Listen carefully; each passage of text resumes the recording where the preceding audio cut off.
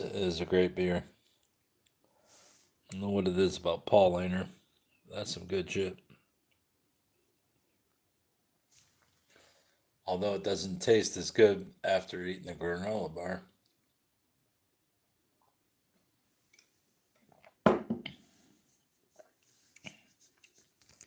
Anyway, let's get on with this bullshit. Herzl, as I remember him,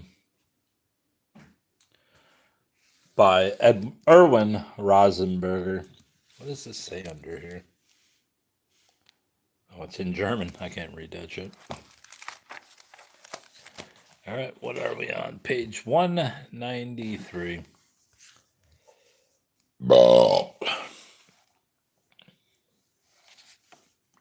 38.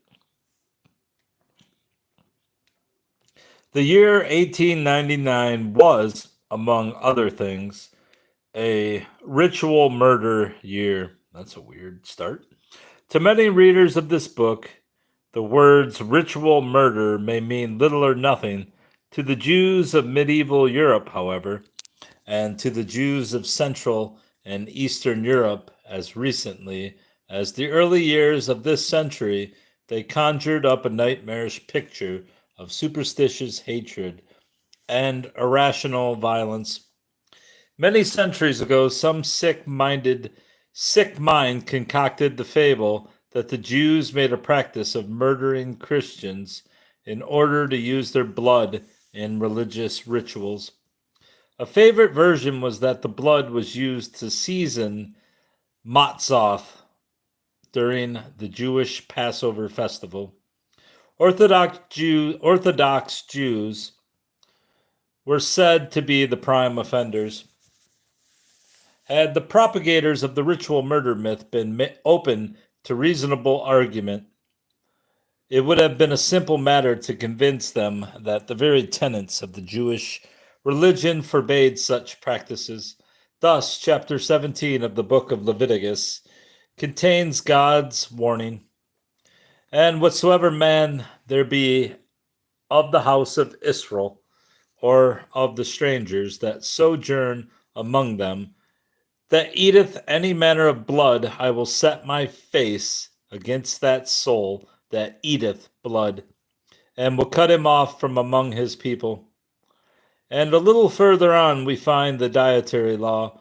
Therefore I said unto the children of Israel, no son of you shall eat blood, neither shall any stranger that sojourneth among you eat blood. I wonder if that means literally. I mean, what else could it mean? Who the fuck would eat blood? And then a third time, therefore I said unto the children of Israel, ye shall eat the blood of no manner of flesh. For the life of all flesh is the blood thereof. Whosoever eateth it shall be cut off. Does that mean blood literally or meat? Quotations from Old Testament, however, made little impression on those blinded by malice or ignorance. Often it took no more than one mischief-seeking idler or simple-minded yokel to ensure that an otherwise uneventful year would go down in the Jews' private annals of sorrow as a ritual murder year. And once the fatal cry has been raised, not only the alleged murderer, but every Jew in the vicinity was certain to feel the fury of the mob. On March 29th, 1899, the body of a murder victim was found in the woods near the little Bohemian town of Polna. It proved to be that of a 19-year-old seamstress, Agnes Haruza, of nearby Klein Vesnitz. Before long, the word was passing from mouth to mouth among the villagers. The Jews did it. Ritual murder. All that remained was to find the Jewish murderer. The choice quickly fell on a local cobbler named Leopold Halsner, or Hilsner, a harmless, somewhat feeble-minded individual who, ironically enough, was the son of a Christian father and a Jewish mother. Branded by people, Holzner was turned over to the authorities. He was subjected to a thoroughgoing examination by the local magistrate. Reichenbach, a conscientious official deaf to the clamor in the streets, who quickly realized that the guileless cobbler knew nothing whatever about the murder and ordered him released. The mob would not stand for this, however, and the intimidated town officials took Holzner back into custody. As an anti-Semitic deputy in the Austrian parliament candidly expressed it, only when the population assumed the threatening attitude was Holzner finally arrested. What happened next was described in the Wiener Tagblatt of April 13. The following evening, the street rabble of Polna gathered at 3 places in the town, and with shouts of "The Jews murdered the Haruza girl, let's go after the Jews, down with the Jews," marched into the Jewish quarter, which contains 40 families. At the Karlsplatz, where the Jewish temple and the community center are located, the stoning of Jewish houses began. The attacks were directed against the Schiller Tannery, the home of tavern keeper Simon Furcht and the grain merchant Emmanuel Bosch. A crowd of perhaps 300 people of the town's better classes looked on in silence at these brutal scenes. A local policeman and 2 constables, all that the security organs could muster, were powerless to prevent the outrages. Order was finally restored by a police inspector and 12 constables who were sent over from nearby Deutschbrod. In the meantime, news of the events in Polina had been received with great rejoicing in anti-Semitic political circles in Vienna. The Jew-baiting press promptly sent reporters to the scene, talented individuals who conducted private investigations of the ritual murder and did their best to stoke the flames of anti-Semitic fury in Bohemia, while at the same time they sent back inflammatory dispatches for the edification of readers in Vienna and the provinces. One of the worst offenders in the campaign of incitement was the Vienna Deutsche Volksblatt, an organ of the Christian Social Party which basked in the special favor of the Viennese municipal authorities.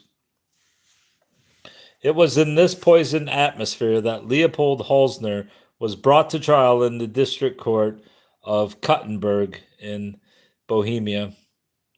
Judges and jurymen alike were influenced by the force of public opinion, the endless ritual murder refrain in the streets, the sense of impending violence. Under the circumstances, the outcome was foreordained. The 12 members of the jury brought in a verdict of guilty, and on September 16, after a trial lasting 5 days, the court pronounced sentence, death by hanging. The scene in the courtroom during the trial was described by the New Free Press. In the spectators section of the courtroom, just as outside, one continually heard people saying with the greatest assurance and in a vehement tone that the accused had done the deed and that he had done it out of religious motives. The spectators in the room engaged in frequent and loud demonstrations of a kind that would never have been possible in a Vienna courtroom. They treated the accused and his lawyer to rebuttals, muttering, mockery, and laughter. They applauded the prosecution witnesses. They repeatedly gave vent to an ironic "oh-ho" during the presentation of evidence.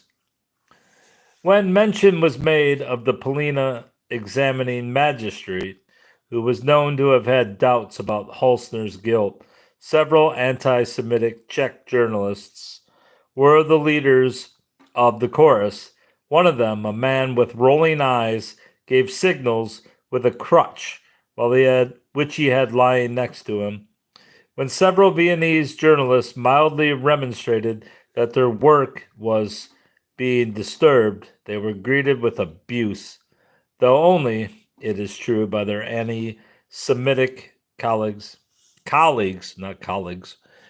The calls to order which the bench addressed to the spectators from time to time were heated for only a few minutes. Halsner had as yet only been accused, but he had also been condemned already in advance. The questions put to him by the prosecutor, by the jurymen, and even by the presiding judge showed clearly that all of them were convinced not only of his crime, but also of the ritual murder. The word ritual mord was not uttered by them, nor even by the court medical experts. It was like a party game in which no one is allowed to say a certain word, with the result that everyone thinks of it all the more. During his conviction, however, Halsner was not destined to be hanged just yet. His undaunted defense counsel, Dr. Zdenko Alredzniczek, entered a plea of nullity, thereby blocking execution of the sentence, at least temporarily. Sincerely convinced of his client's innocence, Alredzniczek had defended him with all his heart and soul, braving the insults of the mob and the savage jibes of the prosecutor, an anti-Semitic Czech deputy in Parliament. In 2 days, which followed Halsner's sentencing, 2 telegrams, one from Russia and one from Upper Austria, arrived in the office of Die Welt. The first, which came from St. Petersburg, had obviously been written in great agitation. A reply had been paid for in advance. The sender was Dr. Brutzkas, secretary of the Russian Jewish weekly Voskad, who reported that the anti-Semitic Russian newspaper Novoya Vremya had just published an alarming dispatch from Vienna on the Kuttenberg trial. From the samples he gave, it was apparent that the Novoya Vremya's report was a typical atrocity story, filled with distortions of the kind at which the Deutsches Volksblatt excelled. The telegram concluded, editors Vakshad urgently request you wire at once, setting facts straight. Dr. Brutzkas was obviously concerned with making the truth known without delay before the anti-Semitic outbreak in Bohemia spread to Russia. I promptly sent him a factual account of what had happened. The second telegram had been sent from the Austrian resort town of Unterach. It read, other than Erder's article, please run only purely objective report on Polna. Am coming Thursday, Herzl. Newspaper criticism of a judicial decision was a punishable offense under Austrian law, and Herzl feared I might be carried away by my understandable indignation at the Halsner verdict. The report, which I then proceeded to write, cannot be said to have been purely objective, for I minced no words about the anti-Semitic atmosphere in the courtroom and the pitifully inadequate evidence. However, I took care not to criticize the august gentleman on the bench. And Herzl passed my article. The Erter referred to in Herzl's telegram, incidentally, was Dr. Wilhelm Goldbaum, who used a variety of pseudonyms in writing for Die Welt.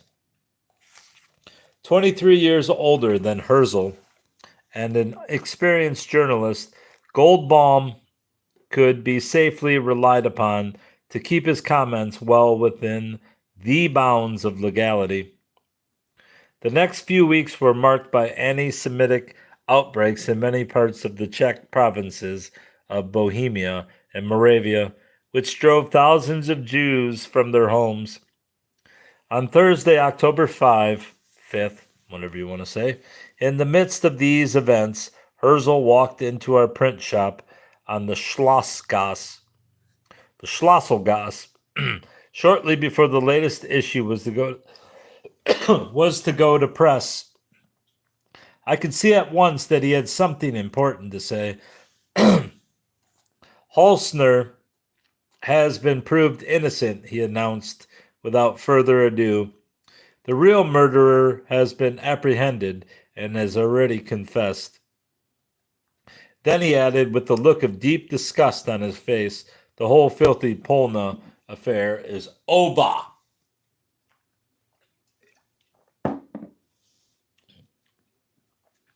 Though we had all expected Holzner to be vindicated eventually, this sudden news surprised me. Herzl offered no hint as to where he had obtained the information, but his confident tone indicated that it had been a reliable source. He handed me a sheet of paper containing a brief announcement, which I promptly took into the composing room. When Die Welt came out the next day, the following paragraph appeared in bold type in the World Chronicle column. According to information reaching us from a trustworthy source just before we go to press, the Polna affair is about to take a sensational turn. If our informant's facts are correct, Holzner's innocence may be conclusively demonstrated in the next few days. Suspicion of responsibility for the murder has in recent days been directed toward a lead which was pursued at the beginning but later dropped. At the moment, we are not in a position to go into further detail. Unfortunately, however, these hopeful lines were not borne out by events. The sensational turn predicted by a trustworthy source did not come about. What do you got, bruv? The Polna case affected Herzl much as it did the rest of us. It left him indignant, yet resigned. He was indignant at the ritual murder slander and its contemptible perpetrators. Yet he accepted such periodic explosions of anti-Semitic frenzy in a resigned mood as facts of life that had to be faced. It was obviously useless to try to purge this darkness from men's souls. Can I give you something to draw? You mean any object? Draw this. Draw an old pencil sharpener.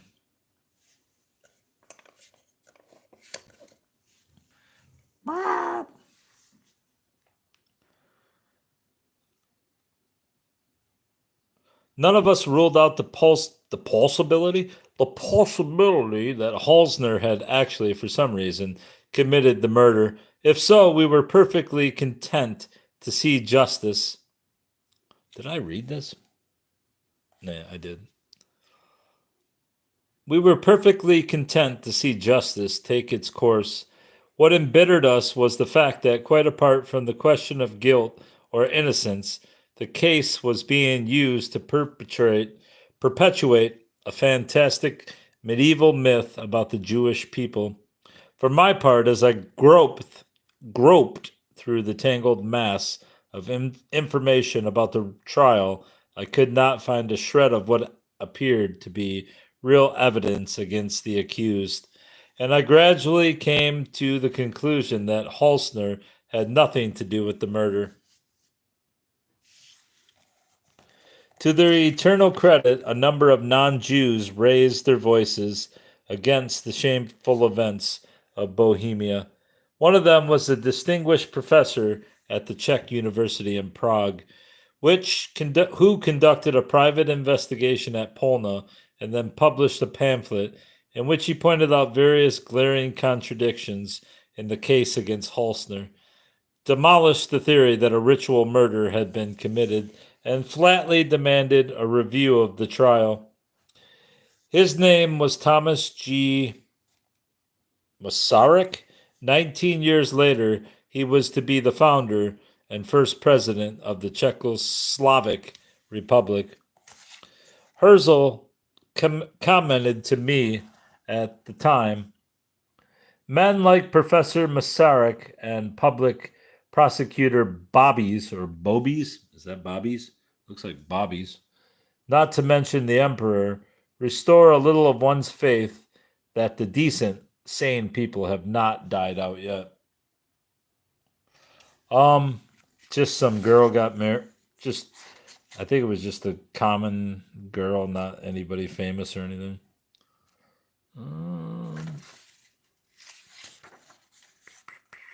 A Polona gathered at 3 places in the town. It's just a girl in the town. And they claimed it was a Jewish murder.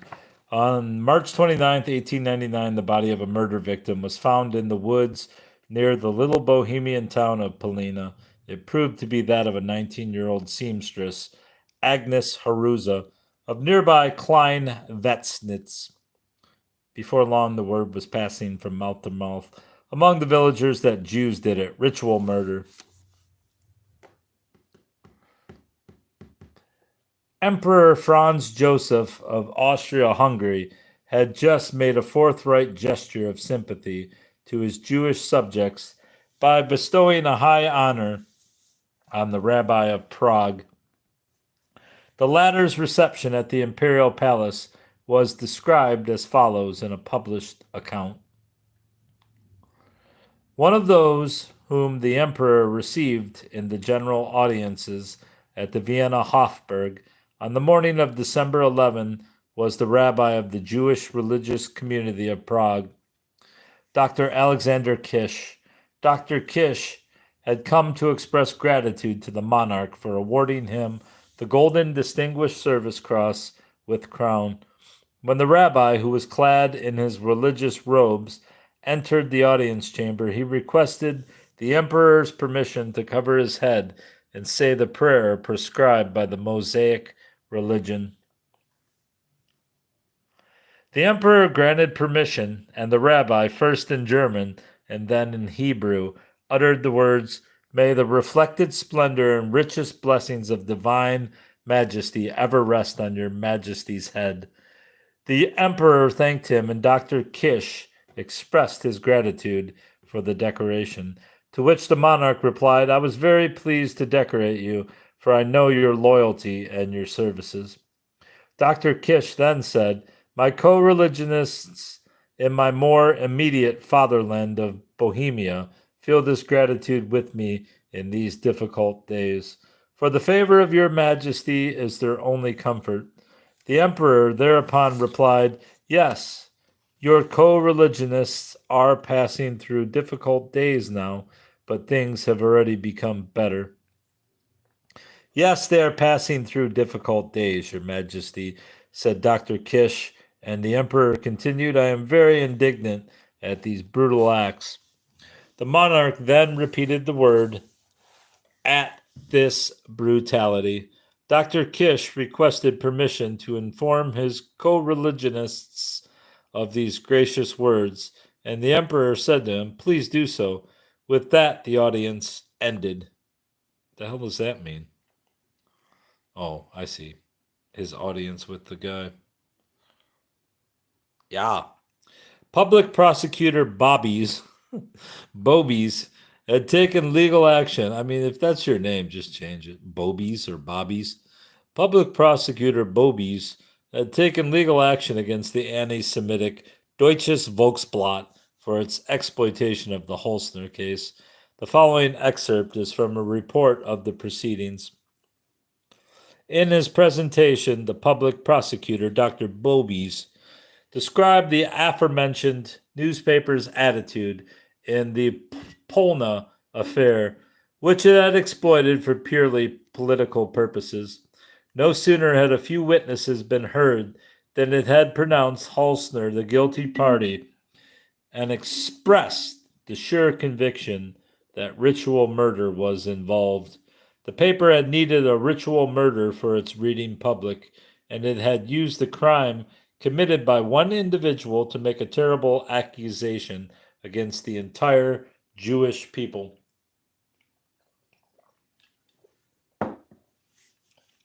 We had all heard of the splendid legal committee which had been formed at the instance of the Deutsches Volksblatt and had had no other purposes than to mislead the public and create a sensation for the paper's readers. The responsible editor of the Volksblatt was found guilty and sentenced to a term in jail. Dr. Karl Bobies, who had prosecuted him, was widely known for his unbending devotion to justice. A sturdy blond-haired man whose shrewd gray eyes looked out from behind gold-rimmed spectacles, he had been outraged by the anti-Semitic fabrications and intrigue which marked the Holzner case. Needless to say, he was bitterly hated by the members of the anti-Semitic bloc in Parliament, who took advantage of their immunity to shower him with abuse for moving against the Volksblatt. Yet he proceeded with a second action, this time against the editor of the equally anti-Semitic, Jesus, that one's difficult, Ostdeutsche Rundschau. Once again, a primary count in the accusation was the paper's use of the ritual murder slander, and once again the defendant was found guilty. In the meantime, the fate of Leopold Holzner hung in the balance. His lawyer's appeal against the Kuttenberg verdict had stressed the denial of a number of defense motions during the trial, including a motion to produce in court a vagabond named Franz Wehr, who had been arrested in the Bohemian town of Warnsdorf for murder and a moral offense. Weeks and months passed while the Austrian Supreme Court studied the appeal and the trial record. All the while, the condemned man himself awaited the outcome with utter indifference. His limited faculties were no more capable of grasping the full significance of the sentence than they had been of understanding the original charge. It would probably have meant little more to him if he had been accused of complicity in the murder of Julius Caesar. At last, in early May 1900, Holzner was brought before the president of the Kuttenberg District Court and informed that the Supreme Court had unanimously set aside the death sentence. He was to be held for retrial in another locality. The prisoner received the news without the slightest show of interest. Right. The new trial was set for July 12 in the district court of Piesek, another small Bohemian town. Figure if I say it enough times in different ways, it'll be correct. There was obviously no reason to suppose that the 12 jurors to be selected from the townspeople of Piesek would prove any more enlightened than their compatriots in Kuttenberg. At the end of June, it was announced that the trial had been postponed until the fall to give the judges an opportunity to sift through the huge mass of material that had accumulated around the unfortunate cobbler. The additional time was precisely what the anti-Semites needed to set the stage effectively. Before long, the agitators who had done their work so well in Polna and Kuttenberg were arriving in force in Piesek, and the region was flooded with leaflets depicting the horrors of ritual murder and inciting the populace against the Jews. I need to find a book about the ritual murders. At the same time, the anti-Semitic Czech deputy, whose fanatical outburst had marked their first trial, appeared in Piesek as private counsel for the murdered girl's family. The fires of his hatred well stoked for a new performance. The Piesek trial, it is true, proved more than just a stale reprise of the earlier proceedings at Kuttenberg. The new prosecutor was far more impartial than his predecessor had been. The indictment was not tangled toward ritual murder charges, and the judges, unlike those at Kuttenberg, attempted neither overtly nor covertly to encourage the blood slander.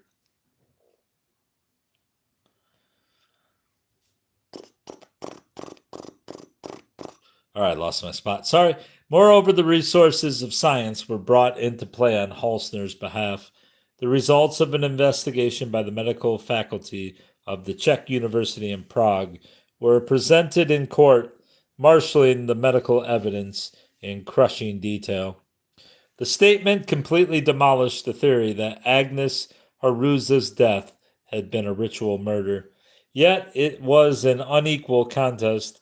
On one side stood the judges and the men of science, whose only concern was to determine the truth. On the other stood the ranting deputy, bent on dinning a single idea into the heads of the 12 jurymen.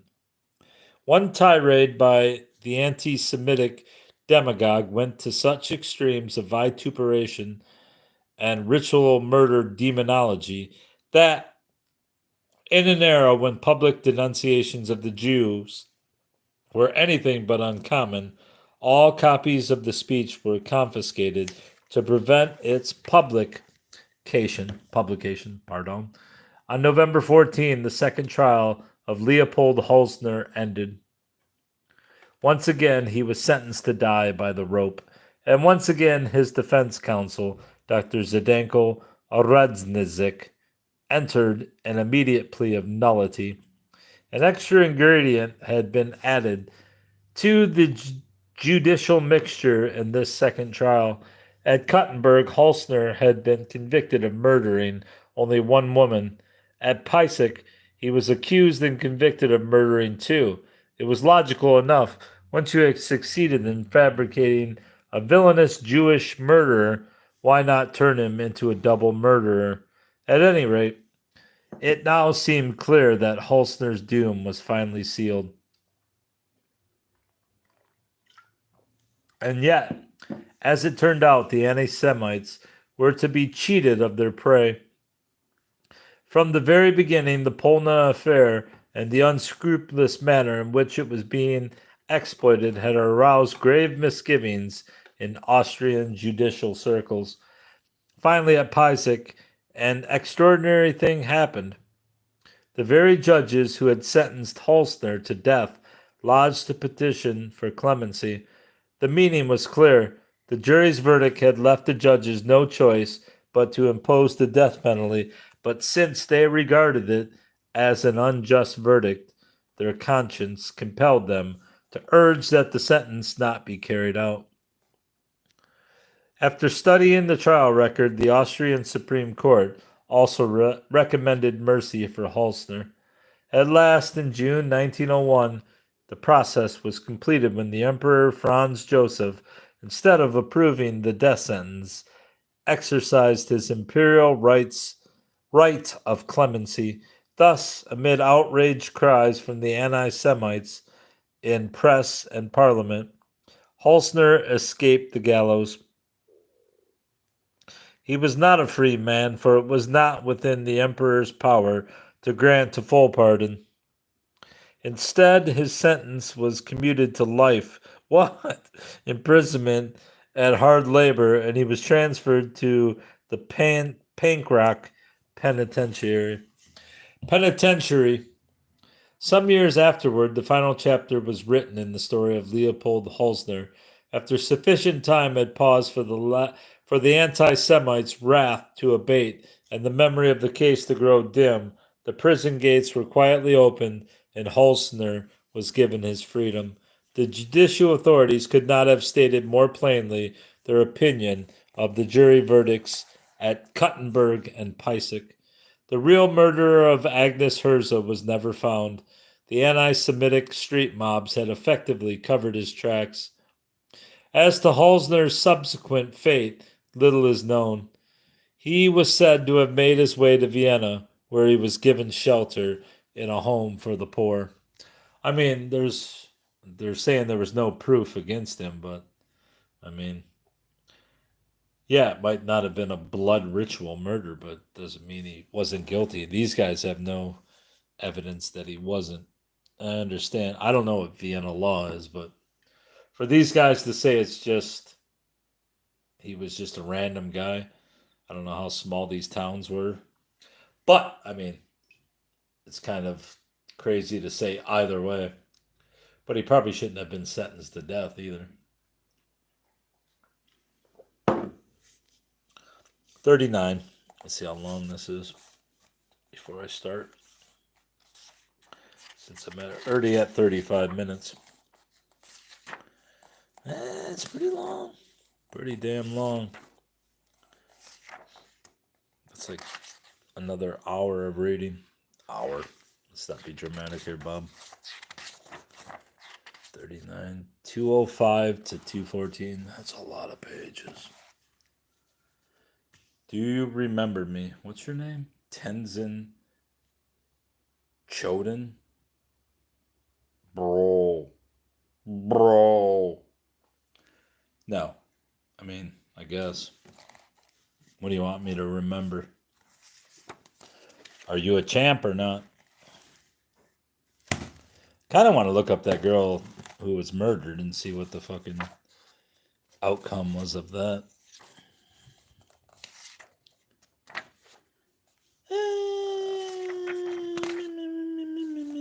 Where's the story? Where is the story again?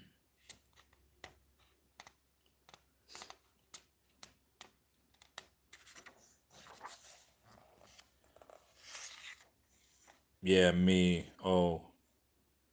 You murmured someone. So who are you? What do I know you by? I mean, a lot of people come in here and just leave after saying Tenzin Chodan. That sounds familiar.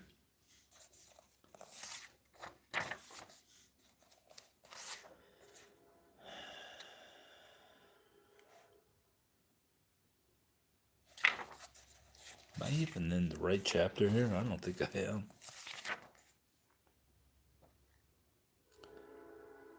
When was this? Like a week ago?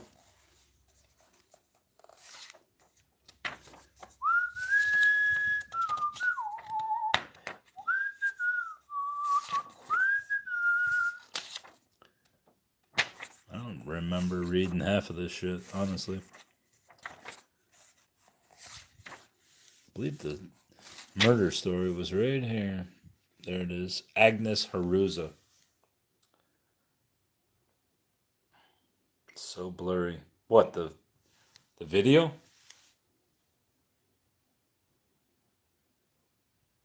Or you don't know?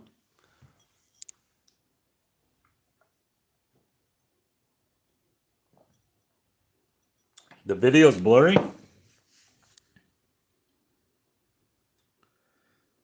Why is it blurry? I have a light on and everything. My internet acting up again?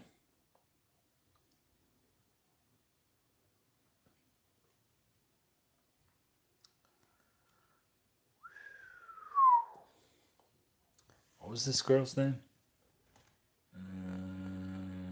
Agnes Haruza.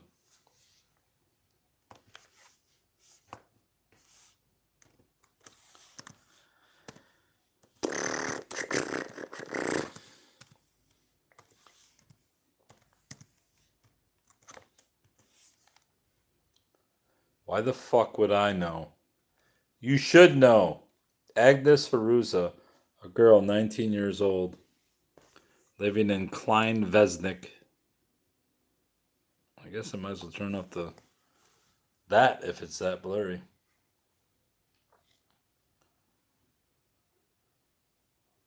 Must be my internet, brubba.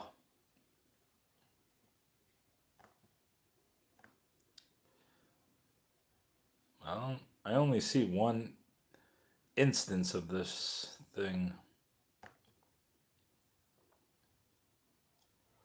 An accusation of ritual murder in Polna resulting from the murder of Agnes Haruza, March 29th, 1899. Polna, a city in the district of Deutschbrod, Bohemia, with a population of 5,000, including a small Jewish settlement, was shocked by a cruel murder. Why are you ordering people to fucking behave, buddy? You're acting like a cray-cray. Maybe it's your internet. I'm gonna check and see on my end to see if it's fucking working. LSK. What the hell does that mean? I've heard that before. I hate most abbreviations. Oh, okay. We are going to see.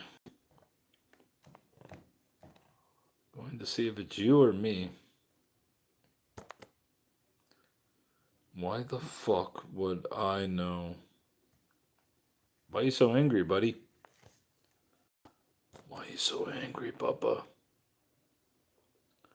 No, Demi. No. Don't be angry, Demi.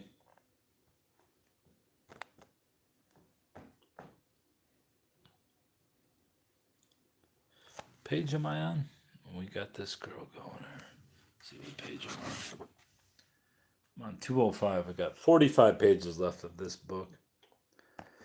Let's see if my video looks good. What is Scorpio's weather?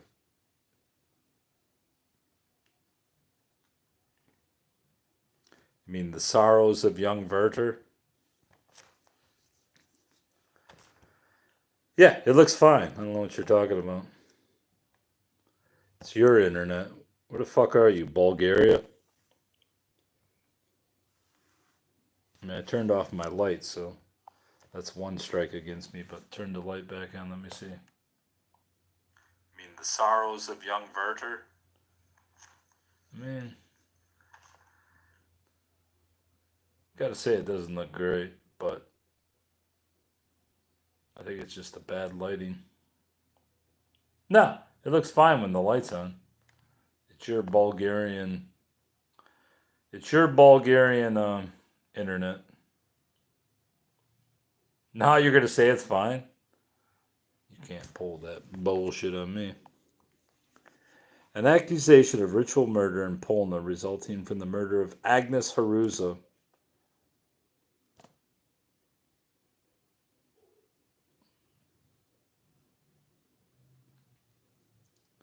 To be held at Pisek.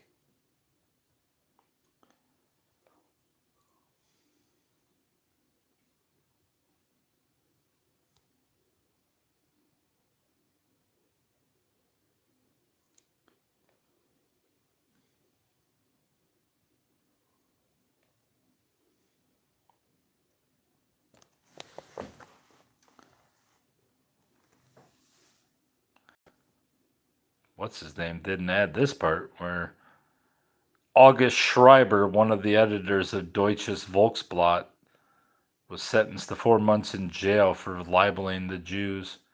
Only added fuel to the fire.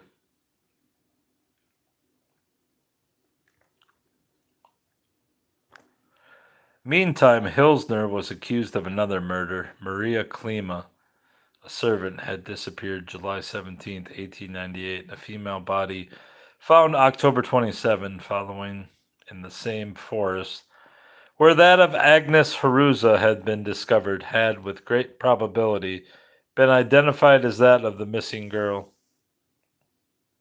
See ya, buddy. We're going to miss you.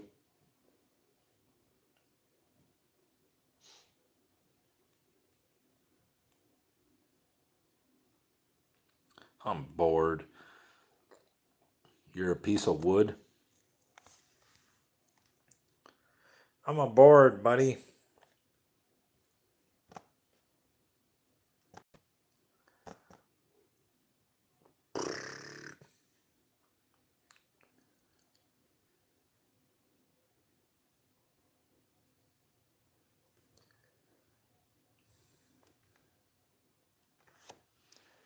Top fans.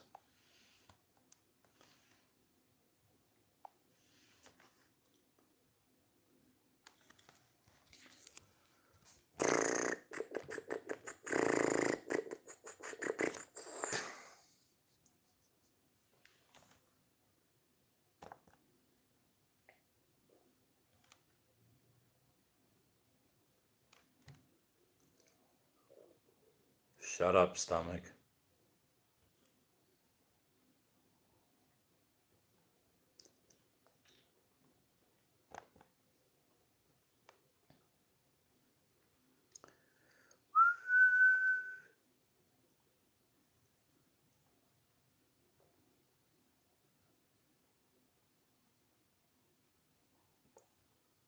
Live.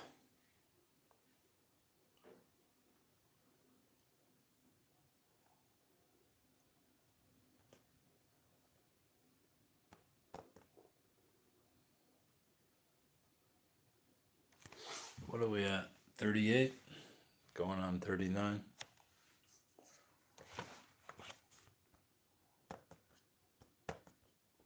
That T8 going on 39, bruv.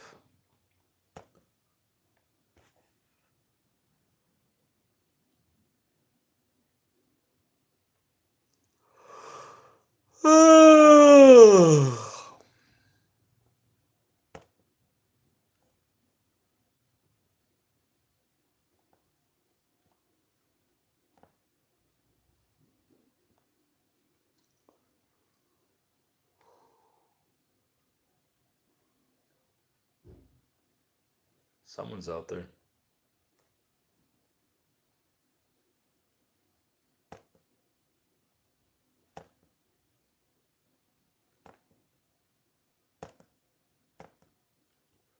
Tenzin Choden.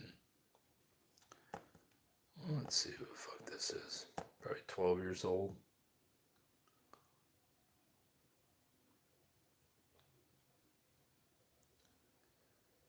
Betty C 5070 commented Xenia. No, it's a Xenia, you daft bastard. I'm bored. I'm bored. Tenzin Choden. Tencho. Ten Chodes. So his name should be Ten Chodes. 10 Chodes.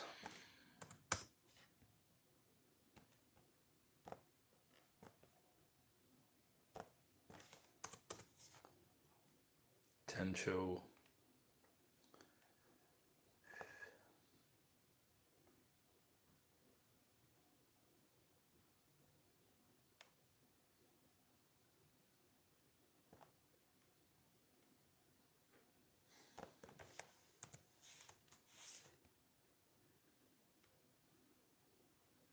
Alright, I guess that's it. No one's typing, so I must go, bruv.